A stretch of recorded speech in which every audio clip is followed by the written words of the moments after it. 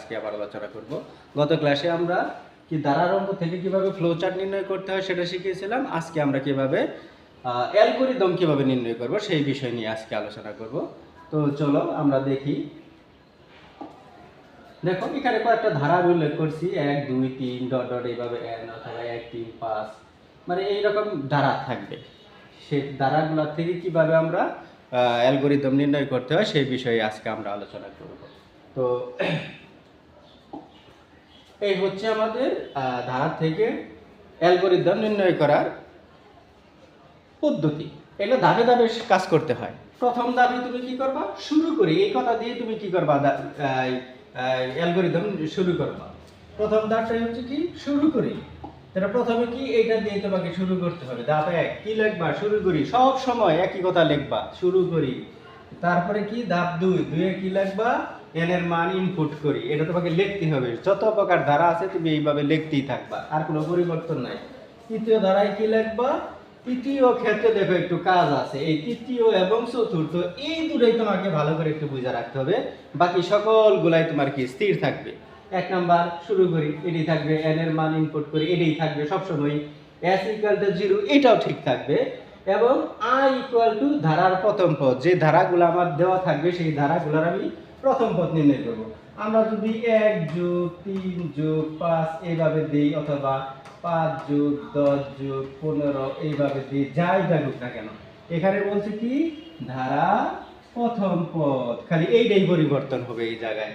আর কি পরিবর্তন হবে, এই জায়গায় এইটা পরিবর্তন হবে। এই দুইটাই কাজ, আর বাকিগুলো তুমি খালি মুখস্থ রেখে দিবা, বাকিগুলো সুন্দর করে হয়ে যাবে। তো কি দেখো, i = ধারার প্রথম পদ। ধারার প্রথম পদ কত দেখা আছে, এটার মধ্যে আছে 1, এটার মধ্যে আছে 5।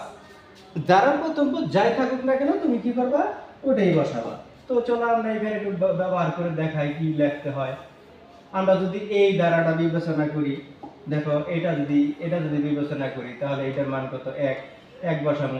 আর এইটার যদি বিবেচনা করি তাহলে আমরা কি করব, অবশ্যই এই জায়গায় আমরা কি করব, 5 বসাবো। এই যে 5, অর্থাৎ ধারার প্রথম পদ যেটা থাকবে তুমি এটাই বসাবা, সহজ কথা।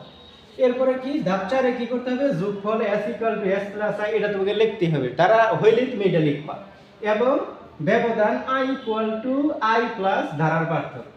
অর্থাৎ তুমি এই ক্ষেত্রে তুমি কি করবে, দেখো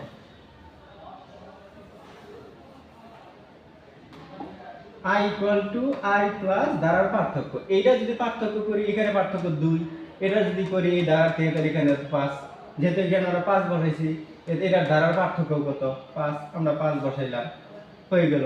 আর এটা যদি হইতো তাহলে পার্থক্য হইতো কত, 2। ওকে, ফাইন, হয়ে গেল। নির্ণয় করি, অর্থাৎ যোগফল s = s + i এবং ব্যবধান i = i প্লাস, এখানে যে পার্থক্যটা সেই পার্থক্যটা বসাবা। এই হলো তোমার কাজ। এরপরে আসো কি পঞ্চম ধাপে লিখতে হবে, যদি i <= n সত্য হয় তবে 6 নং ধাপে কি শেষ হয়ে গেল, তাহলে ফলাফল প্রিন্ট করি।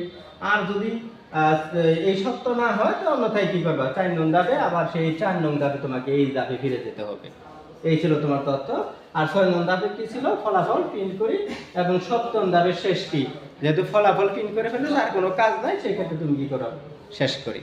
এই বলে তুমি কি করবা, এই তথ্যগুলা তুমি সুন্দর করে গুছিয়ে দেবা। এই দেখো শেষ কাজ। ধাপ 1 শুরু করি, দ্বিতীয় ধাপে n এর মান ইনপুট করি, s = 0 এবং i = 5। 5 মানে প্রথম পদ ধরি, এটা ধরে নিতে হবে। যোগফল s = s + i, এটাও সবসময় ঠিক থাকবে, এবং ব্যবধান i = i + 5। 5 মানে এই দ্বারা থেকে ধরছিলাম, যে দ্বারাই থাকুক ওই দ্বারার পার্থক্য কত তাই তুমি দেখাবা। নির্ণয় করি, যদি i <= n সত্য হয় তবে 6 নং ধাপে, 6 নং ধাপ মানে কি, তাহলে কাজ শেষ হয়ে যাবে, তাহলে ফলাফল প্রিন্ট করি। আর অন্যথায় কি 4 নং ধাপে, তাহলে আবারও কি করতে হবে, এই ধাপে ফিরে যেতে হবে, ফলাফল প্রিন্ট করে এবং শেষ করি। আশা করি বুঝতে পেরেছো।